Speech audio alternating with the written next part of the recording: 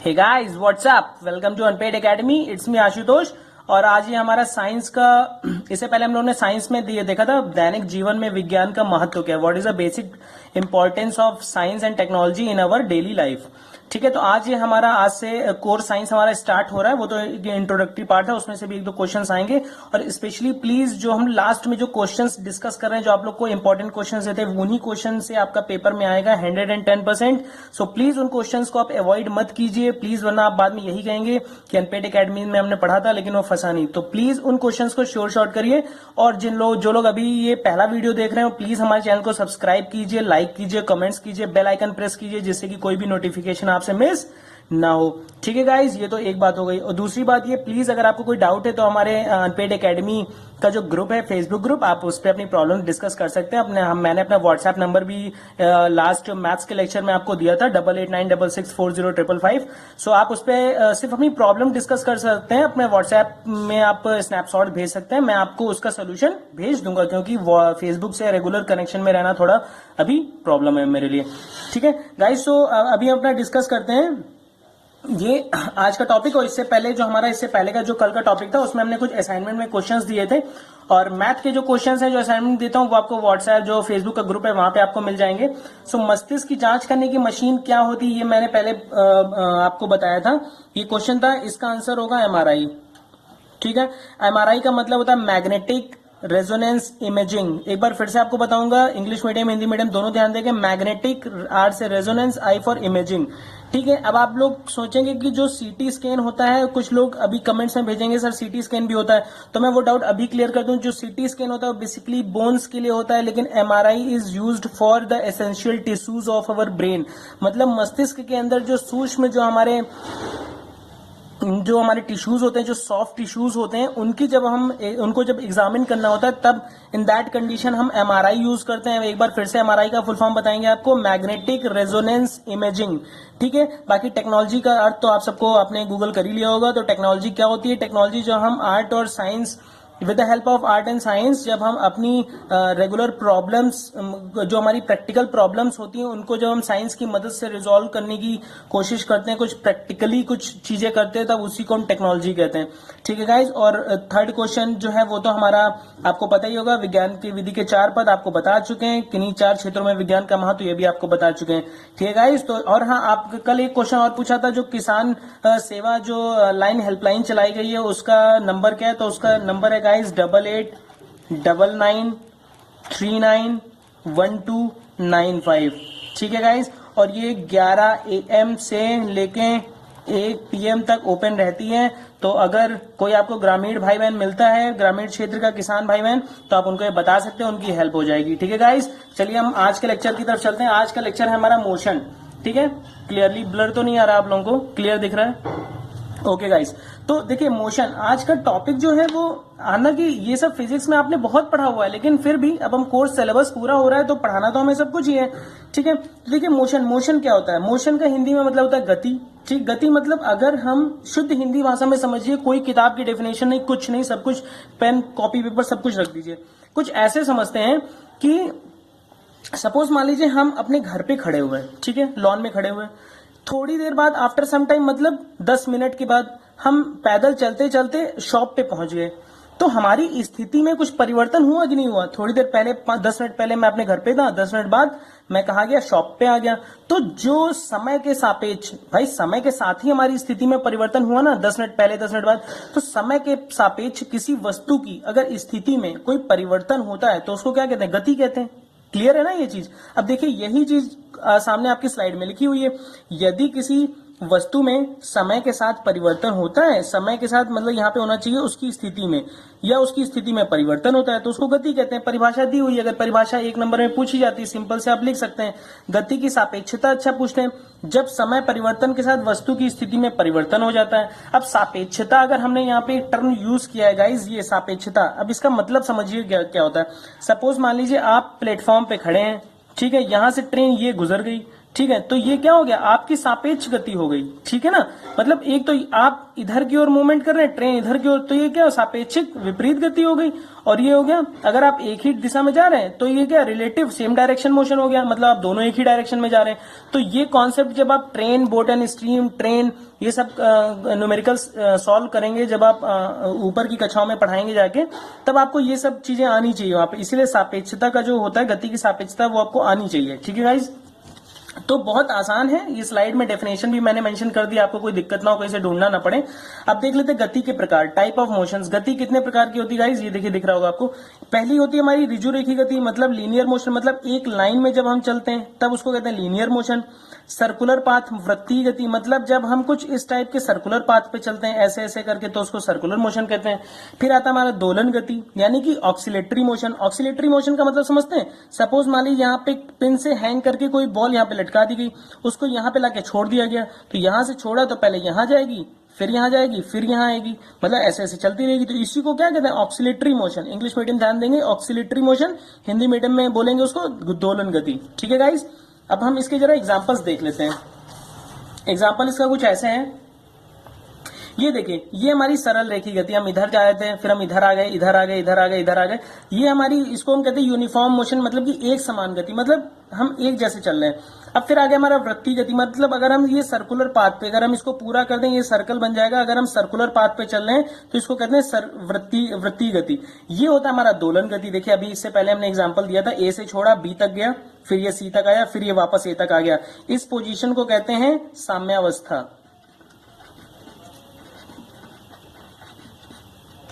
साम्यावस्था, ठीक है गाइस, ठीक है। इंग्लिश मीडियम बच्चे ध्यान देंगे, इसी को हम कहते हैं इक्विलिब्रियम कंडीशन, ध्यान देंगे इक्विलिब्रियम कंडीशन, ठीक है। अब एक चीज यहां से और आपके पेपर पॉइंट ऑफ व्यू से इंपॉर्टेंट है, अगर पेपर थोड़ा सा टफ बनाने की सोचेंगे तो बिल्कुल ये कह सकते हैं सरल रेखी गति किस प्रकार की होती है, तो उसको हम बोलते हैं यूनिफॉर्म मोशन, यानी कि एक समान गति। और बाकी की जो दोनों होती है, वृत्तीय गति और दोलन गति, ये आपकी होती है परिवर्ती गति, मतलब कि variable motion. Variable motion guys इसलिए कहेंगे क्योंकि ये जो आपका पथ है, इसमें हो सकता है कहीं पे आपकी स्पीड धीमी हो, तेज हो, तो वो वेरी करती रहेगी, आपका मोशन जो वेरी करेगा, इस वजह से हम इसको कहते हैं वेरिएबल मोशन या परिवर्ती गति, ठीक है गाइस। बहुत आराम से समझिए, कहीं पे कंफ्यूज होने की कोई जरूरत नहीं है, ठीक है। अब ये हम देख लेते हैं अदिश राशियां और सदिश राशियां किसको कहते हैं, क्योंकि बहुत ही इंपॉर्टेंट चीज है, इससे एक क्वेश्चन आपका बन ही सकता है।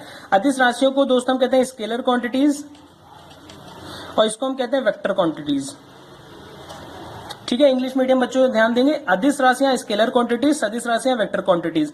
अच्छा, अदिश का मतलब क्या होता है, आ प्लस दिशा। आ का अच्छा मतलब होता है कि अनगिनत, या फिर अपूर्ण, अपूर्ण मतलब इस तरह। आ जहां पे लग जाता है नेगेटिव होता है ना, मतलब उस चीज को हमने छोड़ दिया। अपूर्ण मतलब जो पूरा ना हो। अदिशा मतलब जिसमें दिशा ना हो। तो अदिश मतलब क्या होता है, दिशा रहित, जिसमें दिशा ना हो। मतलब कि जिन भौतिक राशियों को व्यक्त करने के लिए हमें दिशा की जरूरत नहीं पड़ती है, सिर्फ परिमाण, यानी कि परिमाण को मैग्नीट्यूड, इंग्लिश मीडियम बच्चे ध्यान देंगे, परिमाण को क्या कहेंगे, परिमाण हमारा क्या होता है, मैग्नीट्यूड, ठीक है। तो जब हमें सिर्फ मैग्नीट्यूड की जरूरत पड़े, डायरेक्शन की जरूरत ना पड़े, यानी कि दिशा की जरूरत ना पड़े, सिर्फ हमें परिमाण की जरूरत पड़े, ऐसी भौतिक राशियों को हम अदिश राशियां कहते हैं। देखिए लिखा हुआ है, सिर्फ परिमाण की आवश्यकता है। एग्जाम्पल, दूरी, आयतन, घनत्व, दाब, कार्य, ऊर्जा, विद्युत आवेश, विभव, प्रतिरोध, सामर्थ्य। इंग्लिश में बोले distance, volume, density, pressure, work, energy. तुम्हारा ये हो गया विद्युत आवेश, मतलब आपका हो गया इलेक्ट्रिक चार्ज, विभव मतलब पोटेंशियल, प्रतिरोध मतलब रेजिस्टेंस हो गया, ठीक है, सामर्थ्य पावर हो गई। तो ये सारी जो चीजें हैं, ये कहीं से स्किप मत करिएगा, क्योंकि एग्जांपल सीधे पूछ लेगा ये अदिश राशि की सदिश राशि, तो ये आपके माइंड में सेट होना चाहिए, ठीक है। अब आते हैं सदिश राशियों पे। सदिश राशि मतलब होता है दिशा सहित, ठीक है ना, डायरेक्शन लेंगे इसमें। मतलब कि जिन भौतिक राशियों को व्यक्त करने के लिए परिमाण और दिशा दोनों की आवश्यकता होती है, उनको हम क्या कहते हैं, सदिश राशियां कहते हैं। इसके एग्जांपल्स कौन कौन से, विस्थापन है, वेग है, संवेग है, बल है, त्वरण है, ठीक है। विस्थापन बहुत इंपॉर्टेंट है, आगे चल के क्यों इंपॉर्टेंट है ये अगली स्लाइड में पता चलेगा। तो गाइज ये स्लाइड एकदम क्लियर है, कोई डाउट है, बिल्कुल नहीं होगा क्योंकि बहुत आसान है, ठीक है।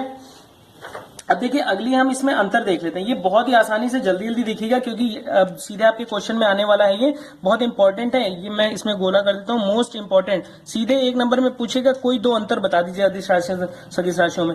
तो अदिश राशियों को व्यक्त करने के लिए सिर्फ परिमाण की आवश्यकता पड़ती है, सदिश राशियों को व्यक्त करने के लिए परिमाण और दिशा दोनों की आवश्यकता होती है। अदिश राशियों को व्यक्त करने के लिए ऊपर चिन्ह नहीं लगाते हैं, सदिश राशियों में ऊपर चिन्ह लगाते हैं। जैसे जब हम बल बोलेंगे एफ, तो एफ के ऊपर लगाएंगे क्योंकि एफ का फॉर्मूल जो होता है, ठीक है, तो बल के ऊपर हम लगा सकते हैं। ठीक है,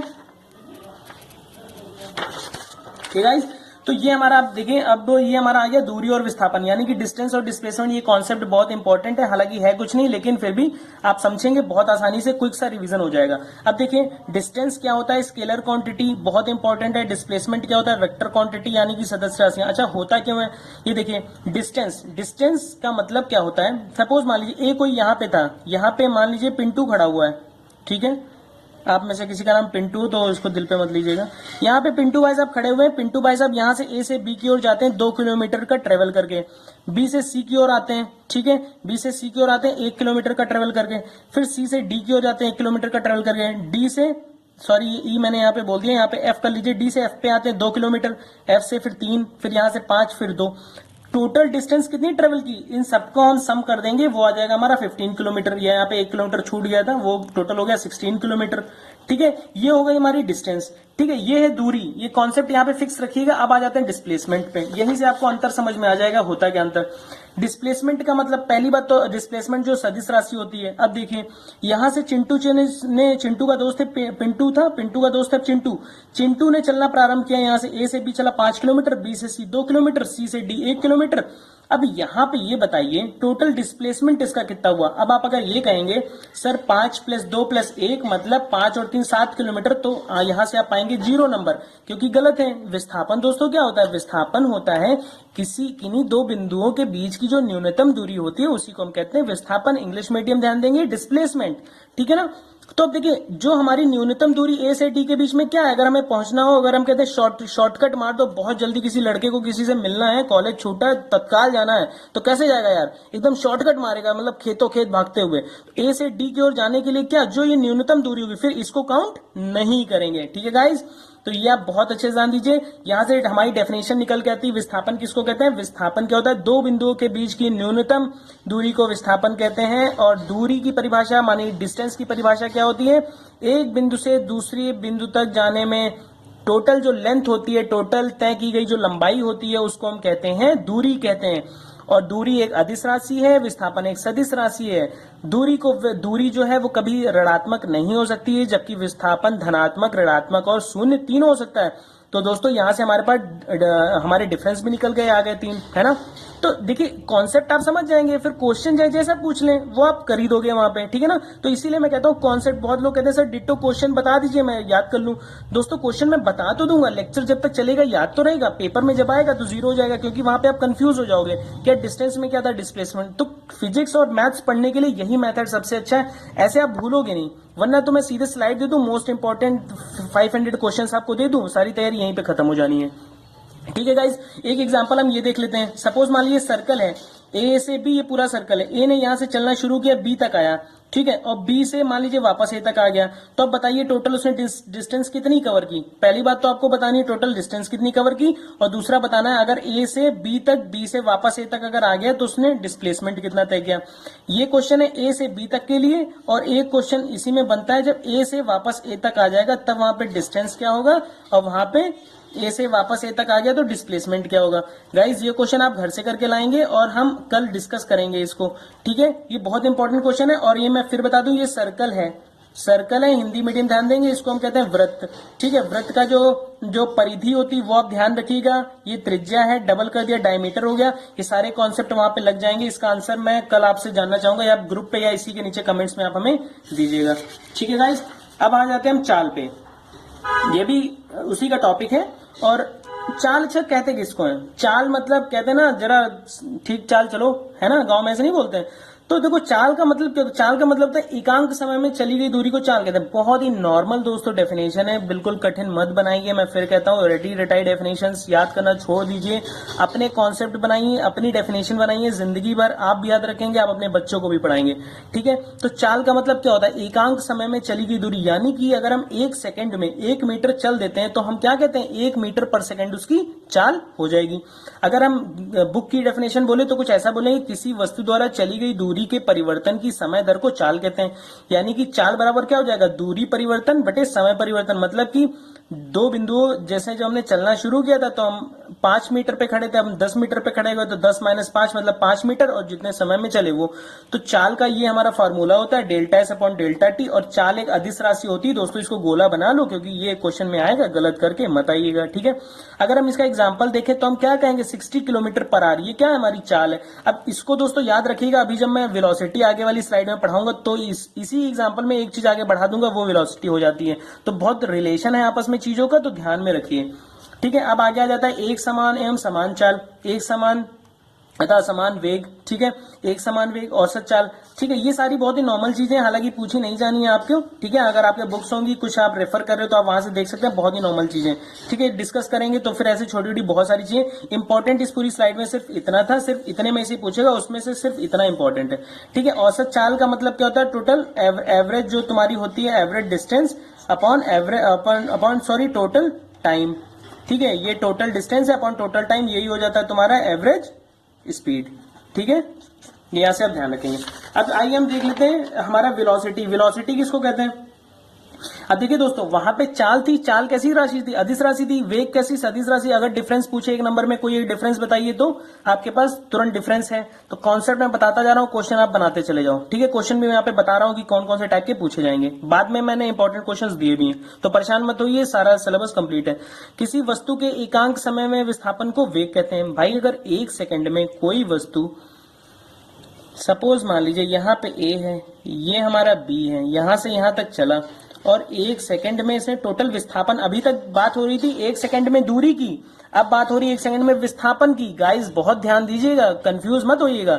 वहां पे थी एकांक समय में दूरी परिवर्तन, यहाँ एकांक समय में विस्थापन परिवर्तन, ठीक है ना। तो ये ध्यान रखिए, इसलिए देखिए मैंने यहाँ पे डेल्टा एस के आगे विस्थापन लिख भी दिया है, ठीक है गाइस। और इसको हम जब सदिश राशि है तो ऊपर वेक्टर तो लगाएंगे। इसका अगर एग्जांपल देता हूँ, 60 किलोमीटर पर आवर पूरब की ओर। दोस्तों बहुत अच्छे से ध्यान दीजिए, मैंने कहा था एग्जाम्पल में मैं कुछ आगे बढ़ा दूंगा, तो वही है, क्यों पूरब की ओर, क्योंकि एक सदिश राशि, इसमें दिशा की जरूरत होती है। तो जब तक हम नहीं बोलेंगे पूरब की ओर, तब तक ये हमेशा मतलब चाल की बात हो रही है। जैसे हमने कह दिया पूरब की ओर, इसका मतलब ये वेलोसिटी की बात हो रही है। गाइज ये ऐसा डिफरेंस है, आप किसी से ही पूछ लीजिए भैया चाल और वेग में जरा अंतर बता दो, नॉर्मल आप किसी से पूछिएगा अभी, लेकिन वो बहुत ही क्लियरली नहीं बता पाएगा, क्योंकि बहुत ही माइन्यूट सा डिफरेंस है और लोग ऐसे ही पढ़ के निकाल देते हैं और ध्यान नहीं देते हैं। इस वजह से ये सब चीज जाननी बहुत ज्यादा इंपॉर्टेंट है आपके लिए, ठीक है ना। तो पूरब की ओर, जैसे हम दिशा इंक्लूड कर दिए, तुरंत चाल से वेलोसिटी हो गई, ठीक है। Type of velocity, uniform velocity, non uniform velocity, instantaneous velocity, average, ये मैंने डिस्कस कर लिया यहाँ पे, लेकिन इंपॉर्टेंट है नहीं, आपके में पूछा नहीं जाएगा, ठीक है। अब गाइस हम बात करते हैं एक्सीलरेशन की, ठीक, छोटे छोटे टर्म्स हैं बहुत इंपॉर्टेंट, ठीक है ना।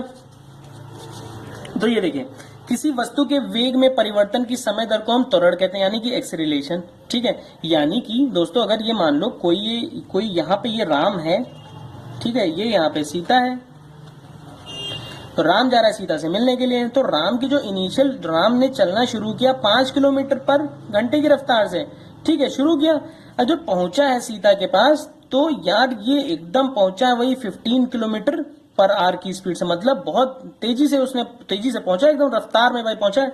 तो ये हो गया हमारा u, ये हो गया v, मतलब इनिशियल वेलोसिटी ये, फाइनल वेलोसिटी ये है। अब इन्हीं का अगर हम इसको फाइनल वेलोसिटी से इनिशियल वेलोसिटी को माइनस कर दे, मतलब कि 15 - 5 यानी कि 10 मीटर, ठीक है, पर सेकंड। फिलहाल तो ये है, लेकिन कितनी देरी में चला, मान लीजिए 5 सेकंड में पहुंचा है, तो 5 सेकंड, अब ये सेकंड क्या हो जाएगा, 15/5 मीटर पर सेकेंड स्क्वायर, 5 3 जा।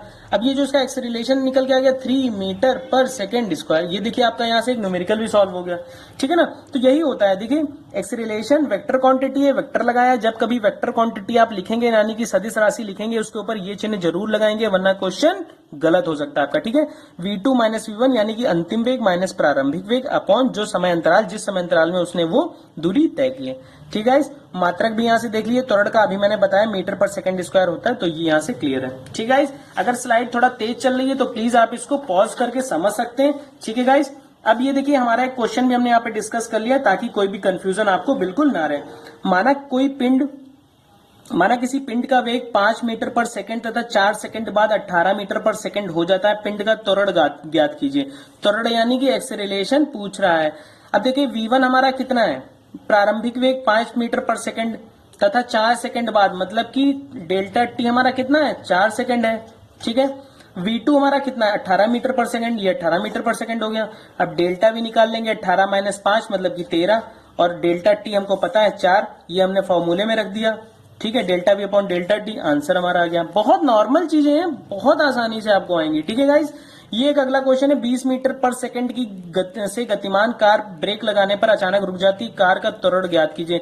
दोस्तों यहाँ पे u है आपका 20, ठीक है, और v है आपका 0, मतलब ब्रेक लगाने पर रुक जाती है। जब कोई चीज रुक जाएगी तो उसका वेग हो जाता है शून्य, बहुत आराम से। इसीलिए क्वेश्चन आपको दिया था मैंने। अगर मैं स्लाइड में अगर आपको बताता जिसमें मूवमेंट नहीं होता, जो नॉर्मल स्लाइड का जिससे पहला लेक्चर था, तो अगर ये लाइव लेक्चर नहीं होता तो मैं इस क्वेश्चन में ये सब बताता नहीं और आप कंफ्यूज होते। इसीलिए मैंने ये लाइव लेक्चर रखा है ताकि आपको चीजें बहुत ज्यादा ट्रांसपेरेंट हो, ठीक है। v बराबर 0 मतलब कि यहाँ पे क्या रिटार्डेशन है। अब जब आप v माइनस यू करोगे तो -20 अपॉन कितने समय में, जितने भी समय में चल रहा है। तो रिटार्डेशन पूछा है, त्वरण पूछा है, तो अगर एकांक समय में अगर पहुंच रहा है, अगर 1 सेकंड में पहुंच रहा है, पर सेकंड कह रहा है ना, तो अगर सडनली मारा है तो -20 इसका हो जाएगा, ठीक है। तो गाइज ये कॉन्सेप्ट बताने का सिर्फ इतना था कि रिटार्डेशन क्या होता है, अगर ब्रेक लगाने से सडनली कार रुकी है तो फिर इसकी वैल्यू पे फर्क क्या पड़ेगा, ठीक है गाइज। तो ये बहुत ही आसानी से इसको समझिए, बहुत सही चीज है। अब देखिए गाइज एक चीज बहुत इंपॉर्टेंट आपके लिए, गति के समीकरण। गति के समीकरण मतलब v equals to u plus a t. सबसे पहली बात, गति के समीकरण जो न्यूटन साहब ने दिए थे। यहाँ से एक क्वेश्चन आता है, गति के समीकरण किसने दिए थे, न्यूटन जी ने दिए थे, ठीक है। गति विषयक समीकरण है, गति विषयक नियम अलग होते हैं, गति विषयक समीकरण अलग होते हैं। प्लीज मैसअप मत करिएगा, अदरवाइज नंबर 0 मिल जाएगा आपको, ठीक है गाइस। गति के समीकरण अलग हैं, ये हैं गति के समीकरण। नियम हम अगले चैप्टर में पढ़ाएंगे जब हम फोर्स डिस्कस करेंगे, यानी कि बल पढ़ाएंगे। पहला समीकरण होता है v equals to u plus a t, second s equals to u t plus half of a t square, third होता है आपका v square equals to u square plus 2as। इसमें v हमारा है अंतिम वेग, u है प्रारंभिक वेग, a है हमारा त्वरण, t है हमारा समय, s है हमारा दूरी। अब सपोज मान लीजिए हमारे पास एक क्वेश्चन है, 10 मीटर पर सेकंड के वेग से एक वस्तु चल रही है, ठीक है, चलने दो भाई।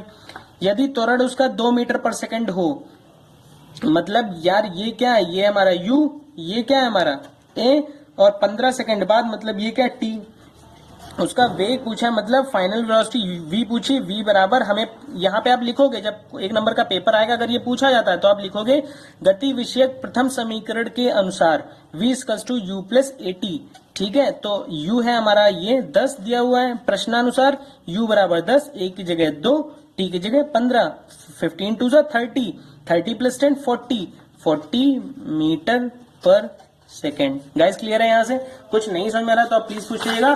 और यहीं से हमारा ये आज का लेक्चर खत्म होता है। मोस्ट इंपॉर्टेंट क्वेश्चंस ये कर लीजिए आप लोग, अगर प्लीज आप लोग इसका स्नैपशॉट जल्दी से ले लीजिए, ठीक है गाइस। तो आज का लेक्चर यही था, और ये इंपॉर्टेंट क्वेश्चन, इस क्वेश्चंस के बाहर कहीं अगर जितना अभी हमने डिस्कस किया, जितना आपने पढ़ा है, उतना आप फिर से इस वीडियो को 2 बार देखिए, 3 बार, 5 बार, 10 बार देखिए, जब तक कि आपको समझ में नहीं आ जाता। या आप डाउनलोड करके रख लीजिए, इसके स्नैपशॉट रख लीजिए, बेहतर होगा। डाउनलोड आप कर लो, ज्यादा बेहतर, क्योंकि आपको उसमें वॉइस भी मिल जाएगी। मैं क्या बोल रहा हूँ वो चीज ज्यादा इंपॉर्टेंट होती है, क्योंकि बहुत चीजें ऐसी होती है जो पेपर पे नहीं लिखी होती है और मैं बोल देता हूँ, ठीक है। तो आप डाउनलोड कर लो, 10 बार आपके पास नेट फ्री होगा, होप सो, तो आप इसको 10 बार देखिए, कोई दिक्कत नहीं, बस आपकी समझ में आनी चाहिए। और इन क्वेश्चंस के अलावा और जो मैंने थ्योरी बताई, एक भी क्वेश्चन इस चैप्टर से नहीं आएगा, ठीक है guys. So thank you so much, आपने बहुत अच्छे से हमें इतना अप्रिशिएट किया है कि हमारे सब्सक्राइबर्स बहुत अच्छे बढ़ रहे हैं। इसका मतलब हमें वहां पे, ठीक है, जब आप हम कहते हैं आप सब्सक्राइब कीजिए, सब्सक्राइब करते हैं तो हमारा अंदर से मोराल और हमारा कॉन्फिडेंस बढ़ता है कि आपको समझ में आ रहा है, इसलिए हम और वीडियोस बनाएं, ठीक है गाइस। तो अदरवाइज फिर तो फिर कुछ और सोचना पड़ेगा। तो आप लाइक कीजिए, कमेंट्स कीजिए, हमें सब्सक्राइब कीजिए, जहां पे हमसे गलतियां हो रही हैं, जहां पे और बेहतर कर सकते हैं आप प्लीज वहां पे हमें बताइए। और अनपेड एकेडमी का फेसबुक ग्रुप है, आप वहां पे ज्वाइन कीजिए, पेज है हमारा। और इनके डिस्क्रिप्शन बॉक्स में मैं अब तक के सारे वीडियोस के लिंक दिए दे रहा हूं, आप प्लीज हर एक वीडियो देखिए और प्लेलिस्ट में जाइए। मैथमेटिक्स का हाफ पोर्शन अप्रोक्सीमेटली खत्म हो चुका है। So guys stay tuned with us, stay connected with us. Thank you guys, thank you so much.